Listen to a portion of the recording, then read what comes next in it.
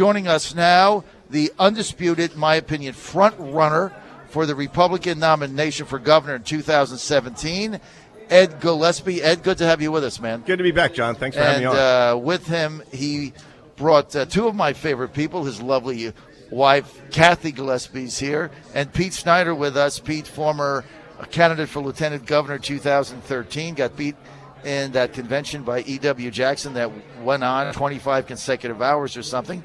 And he is the chairman of the Ed Gillespie for Governor campaign. By the way, my wife Ann did something Pete couldn't do, beat You're up killing me with this E.W. one Jackson again, huh? in a convention. Pete couldn't do that, but my wife Ann clobbered him. Maybe you should take it. The Fraulein conquers all, Johnny. The Fraulein conquers all. Conquers you, conquers me, conquers everyone. She beat me. She ran the table, got the most votes of anybody. Go figure. Ed, good to have you with us. Thanks. Good to be with you, John. I want to go right to the Mason-Dixon poll out on Friday. Very impressive. Shows you, obviously, the front runner for the Republican nomination for governor, but you've got the lead over both Democratic potential candidates, Ralph Northam, Tom Perriello. It's early, but a pretty good sign, I would have to say. Sure, it is early, and I am the only Republican who beats both of the Democrats, and I think that's a good harbinger for us in November. We've got to win this race. But as you know, John, you've seen my schedule for the past really month and longer for the past year. I take nothing for granted. I'm working hard every single day to make sure that I am our nominee. Talking to, like being here today with the activists at AFP, a great group and staunch conservative principles and that we need in the governor's mansion. And so I'm always happy to see a good poll, but it is early, and I've been on the receiving end of bad polls before myself, so I take nothing for granted with these polls. Well, look, here's the thing that I say about polls. If you don't like the way you look in them, you don't trust them. But if you're ahead, I think they're pretty good. So I right? said, I'll take this poll. This I'm was happy to have it. Yeah. From being with the Trump campaign from day one, that was our opinion. Look, If the I poll will showed say us this. up, it was a good poll. This is a poll of registered voters, good. and the survey Registered was voters. +8. Exactly, not likely voters, and the survey was +8 Democrat. And I don't think the electorate in this November is going to be 8 points Democrat favorable. I think it's going to be pretty even. So that I thought that was a good sign inside the when you dig into the poll. Okay, we got a new entrant in the race, Denver Riggleman. One of the other shockers I saw, he had his name recognition 24%. He's only been on the scene for a couple weeks.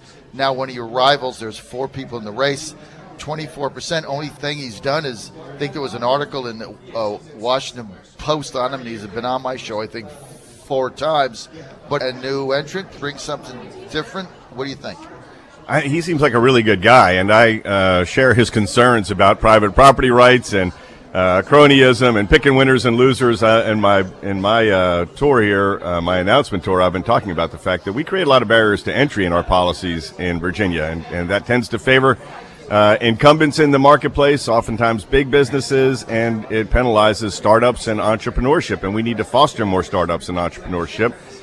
So I share a lot of his concerns about overreaching government, and like I say, he seems like a very good man, and I appreciate his service to our country in uniform as well.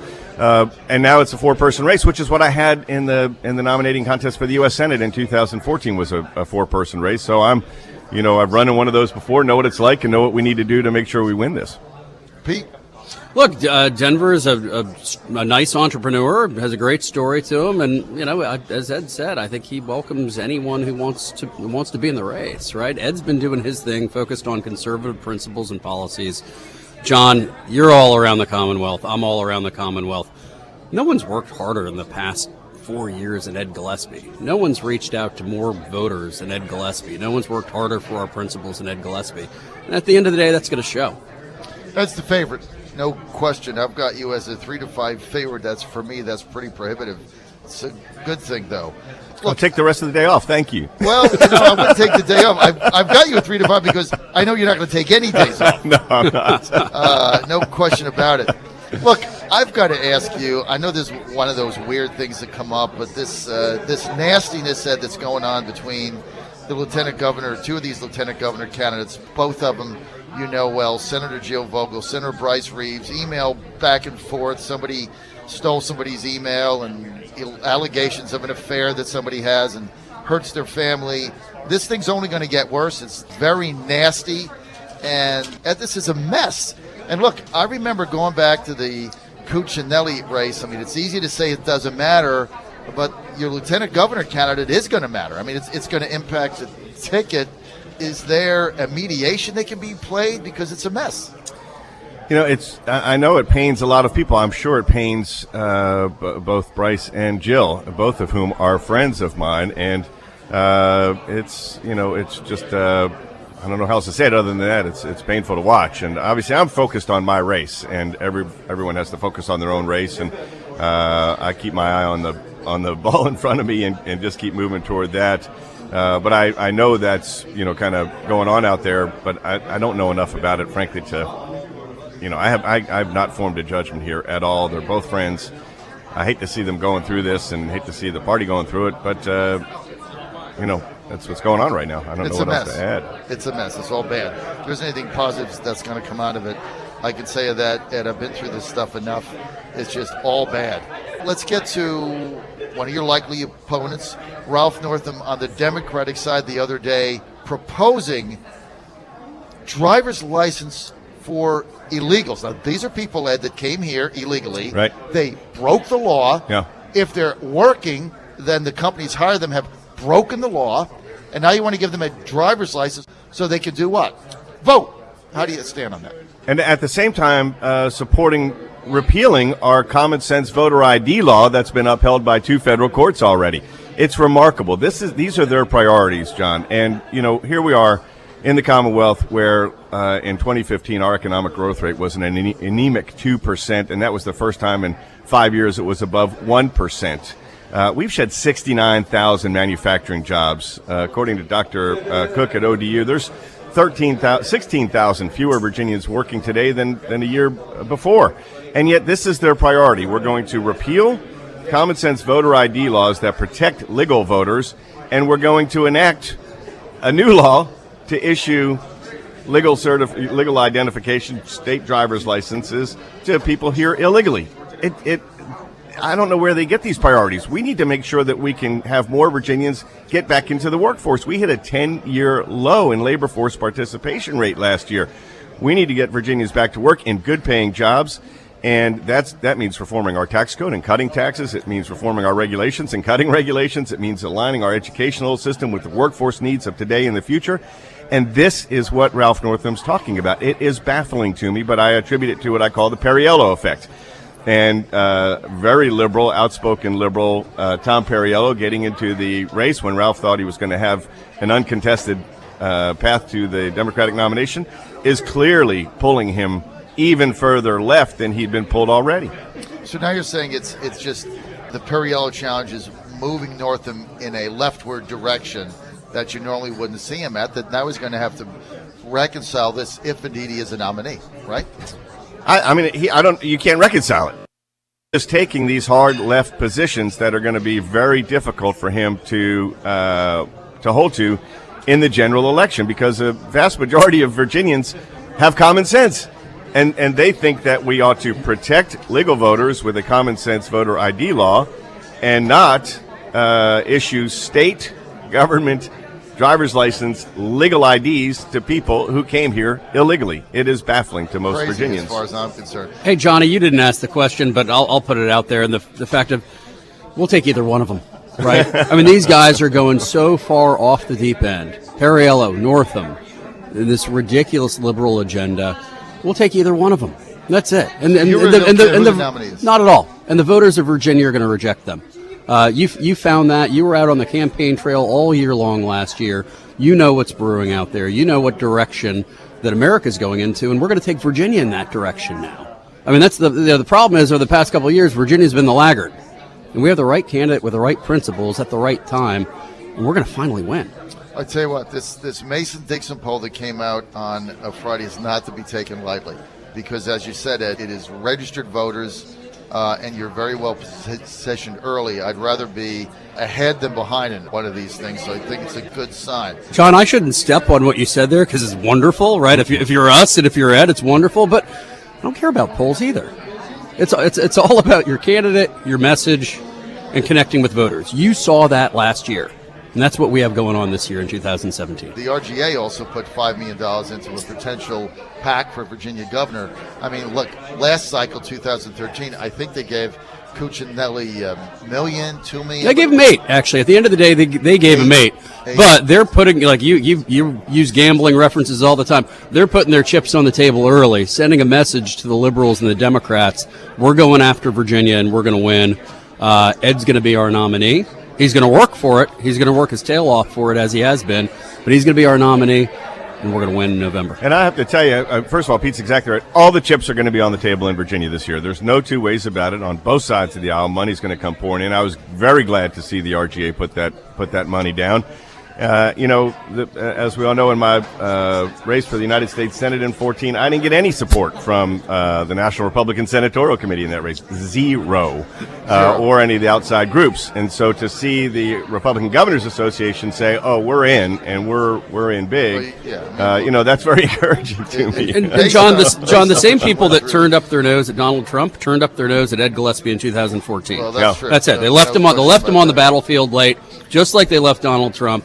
And that's not going to be the case in 2017. They're putting their chips in early.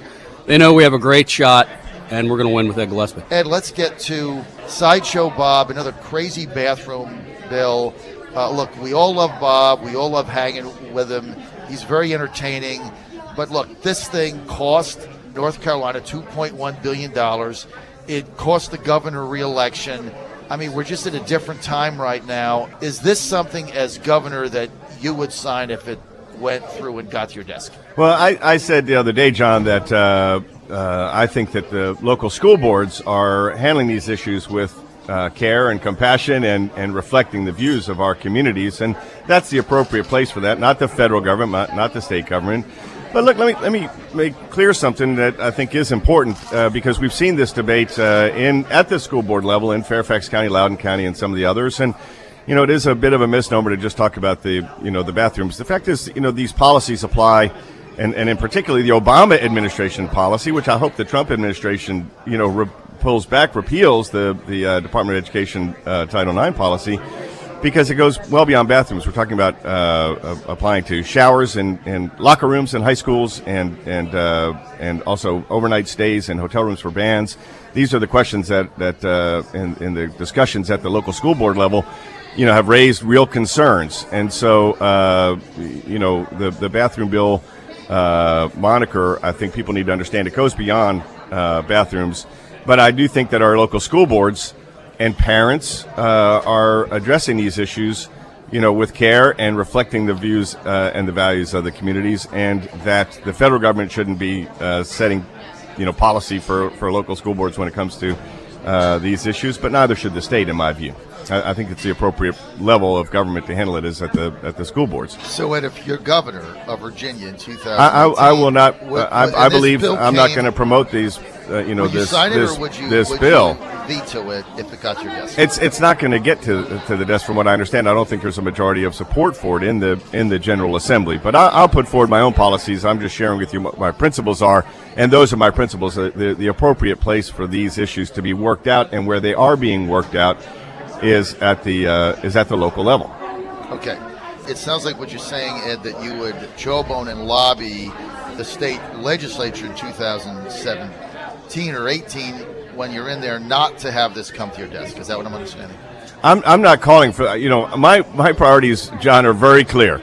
We have got to get Virginia moving again. We have got to cut taxes and modernize our tax code. We've got to cut regulations and reform our regulatory processes. We need to make our schools, our colleges and universities, our high schools, our elementary schools more responsive to the needs of students and parents and taxpayers, less responsive to the needs of faculty administrations, and that's going to be my focus. And I don't think we need a federal policy or a state policy in this area. I think the local jurisdictions are the right place to address these sensitive issues, and they're being addressed at the local level. And Johnny, this is common sense conservative principles. It's at the local level, period. Right. You can't have 13-year-old boys showering with 13-year-old schoolgirls, right? Right. Doesn't make any sense. Right. Have the local school boards fix it. And that's what's happening across America right now. Let's get to Scott Surville has a bill right now similar to what Maryland and Washington, D.C. has, basically hands-free driving. Yeah. Saying that no texting, no driving. It's kind of like when they first had the seatbelt bill, click it or take it. How do you stand on that? I'm looking at that bill, and my natural instinct is, to not have government intervention in these things and behavior and that kind of thing. But this is behavior that can result in people dying and innocent people dying who weren't texting. And there's been a lot of effort in the marketplace to try to educate and to try to, don't text and drive. And I know a number of the phone companies themselves. I think AT&T had a big campaign on this, and I don't know if that's had enough impact in terms of affecting behavior. It's not my instinct to support a bill by Scott Surville, actually, obviously. But I think it warrants looking at, and I've asked my policy development team to take a look at this bill and see if I should, support something in my governor's run along these lines. But I don't have an answer for you here this morning. I think it just went in. When did it go in? Just Friday. Yeah. So I've been on my tour and everything. Right. I haven't had a chance to look at it. But I don't. My knee-jerk reaction. I've got a little bit attenuated right now, given I think there's some concern here. But I want to see some data and some statistics around it too. Well, one way to cut down on that bad behavior too is for you to stop, John. I can't tell you how many times I get texts from you when you're barreling down 64 or wherever, right? I mean, you're probably the number one violator of that. Surville should lock you up right now. Yes. Don't do it, John. Yes, Don't do it. In fact, after he talked to me about it, I decided, I just got to stop that. Yeah. So it's dangerous. It's dangerous. I'm going hands-free now. It's like I meet with these guys; they make compelling arguments. There was a time where I was in favor of legalizing small amounts of marijuana. Chap Peterson took me to dinner one night and spent 3 hours explaining why that was just a disaster. And I did a 180 on it based on what he said. I thought you were going to say that he took you down to his basement and there were weird things going on. No. Well, that's where Ben Tribbett lived. His basement. I did stay at his house. I know for a fact Chap's wife kicked Ben out, did not allow him to live there anymore. After 2 years, she kicked him out, and I stayed there one night, and you didn't need marijuana. There was some odd stink going on, and I looked under the bed there, and it was Ben Tribbett's sock from like 5 years ago. That was getting me high. I think we should outlaw that too, by the way, John. No Ben Tribbett socks. AFP is going to lobby today for a bill to outlaw Ben Tribbett's dirty laundry, and we're going to get him out of Chap Peterson's home. It was since 2003, I think. I never found it. And finally I did. I'm like, it's just something going on here. Final question, inauguration coming up. We got protesters. They say they're going to stop the transit, stop the metro. They're going to stand in front of Amtrak. If you were governor and this was happening in Northern Virginia, what would your reaction be? Well, that's a great question. I mean, look, people have to have free access to the metro. Kathy and I were talking about this yesterday, and Pete, how are we going to get there? I think we're going to metro there. Driving in doesn't make sense. Right. And so people are going to be coming in and pouring into the metros. And you've seen the stories about the fare cards. And so I think you would have to work with the Secret Service, Capitol Police, and others to ensure that people were free to, get on and off the metro without being blocked. I mean, that's a fundamental. And also the highways, right? I mean, they're talking about the highways blocking too. interstates. Yeah. I mean, look, that's dangerous. I mean, that's going to result in accidents and pileups and things like that too. You've got to have free flow of cars and people and foot traffic. Would you call in the National Guard? I don't know, John. That's you're asking me very good questions, but look, you have to make sure that. I mean, I think you could. Your first step, obviously, would be to work with the jurisdictions, right. And the Metro Police. Metro has their own police, obviously, and you want to make sure that they were geared up. But if they needed to be supported by the local jurisdictions, you'd certainly want that to be the first step. I don't know if state troopers could be helpful. I don't know about calling in the National Guard. I mean, I just But it sounds like you would take some action so that people weren't. People should be free to go and participate in the peaceful transition of power that is one of the hallmarks of our democracy. Right. And not only free to, but encouraged to. All right, Ed, now you'll be at the inauguration on Friday? On Friday, yes, right. You'll be at the inauguration. All right, we'll see you there. Okay. I'm out of time. I want to thank Ed Gillespie, the undisputed front-runner for the Republican nomination for governor in Virginia, for being with us. Ed, if people want more information, where do they go? edforvirginia.com, and they can find all of our issues page and contribute and participate in the process as well. But that's the easiest way to get information, is go to the website edforvirginia.com. edforvirginia.com. Also with his campaign chairman, Pete Snyder. Pete, good to have you with us. Hey, Johnny, thanks for all of your hard work and all your listeners' hard work last year. We have a really exciting week for the country and for the Commonwealth. We had an exciting weekend with the kickoff of Ed Gillespie's campaign for governor. We're going to keep the winning streak going. We're going to get it back in Virginia, and we're going to win. We need your help. Thanks, buddy.